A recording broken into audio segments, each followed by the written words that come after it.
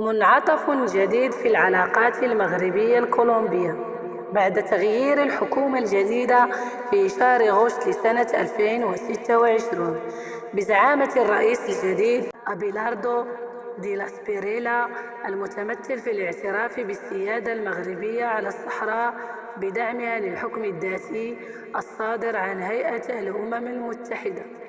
فهذا الاعتراف سيفتح أبوابا كانت مغلقة بين الدولتين بحضور وزير العلاقات الخارجية عمر بولا إسكوبار نيابة عن جمهورية كولومبيا، ثم وزير الخارجية المغربية ناصر بوريطة نيابة عن المملكة المغربية الشريفة. لذلك فالدول التي اعترفت بمغربية الصحراء لسنة 2026 هي كالآتي: جمهورية كولومبيا، جمهورية مالي، جمهورية البيرو، ثم رومانيا.